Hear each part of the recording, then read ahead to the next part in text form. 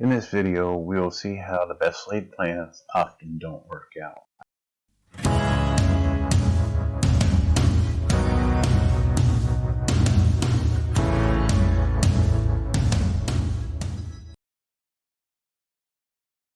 I ran into an issue with the Y turnout not touching the flex track that was already laid down.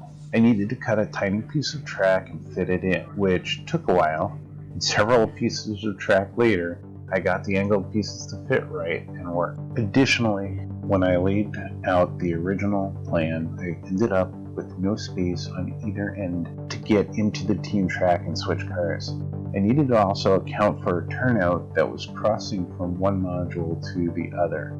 I moved the turnout to the left module, and I had to switch turnouts that led down to the team track, and then that cut off space needed for switching the industries on the track. So to solve this, I reduced the length of the track and connected it with the main line on the right side module, so now I have the space to switch industries. I will either reduce the number of industries on the team track, or I may move them closer together. I expect between the three original industries, I will still only have space for 4 cars, which is fine for switching. I have my first spur track down and drying. I have 3 spur tracks remaining, and the hurdles I face are adding the module bridge track and dealing with curves on or coming right off.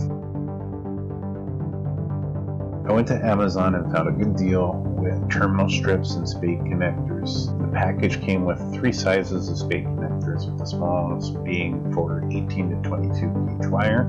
I was not able to find anything smaller anywhere. I have the hobby wire for the feeders, which is usually about 26 to 28 gauge. This made it impossible to crimp the smallest spade connectors to secure the feeders, so I needed to solder all of the connectors to the wire at this point. I have had a lot of practice with soldering, but it's still hard to get the solid connection with the solder. You can see in the video that the feeders are working using the terminal blocks. I will need to get additional terminal blocks to make sure I have spots for all of the wire and the bus wire. I'll be using Romex wire that I can get cheaply at a small length.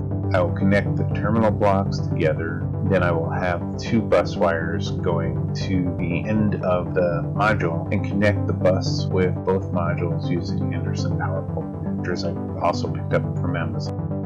I have the NCE power cab starter set, so I only purchased an additional PCP board, and I'm just traveling the power supply and power cab between layouts. I soldered some alligator clips to 16 gauge wire I had laying around and put the modules to the test. While I have not completed all of the track, I have finished the main line, the team track, and started on the turnouts and spurs. I wanted to check the track using my Canadian Pacific dual flag local, and as you can see, all of the turnouts, the main line, and the team track work. You also notice me switching the tracks by hand. This is by design, as I just want to run the trains and want to do the switching. No need for fancy turnouts. However, I might just put little manual sticks, like toothpicks or something a little bit smaller, so that I'm not touching the rails all the time, but still getting the switches. I'm quite excited about my progress on the HO scale switching layout. I will have time around the holidays, and I think I can get the modules fully operational. I only have 1 piece of rolling stock to date. This layout should be able to handle up to 9 cars full switching operations, so I've been good all year in hopes that someone notices and decides I'm worthy of a few extra pieces of rolling stock.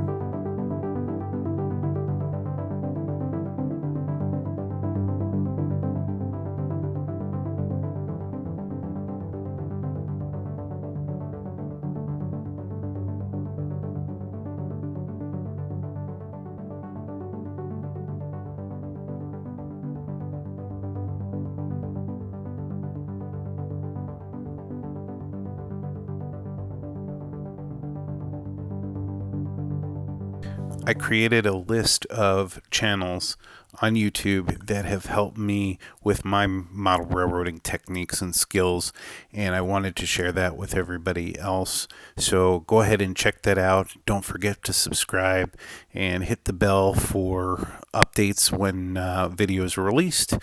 They are released weekly, and don't want you to miss out. Thanks so much for watching.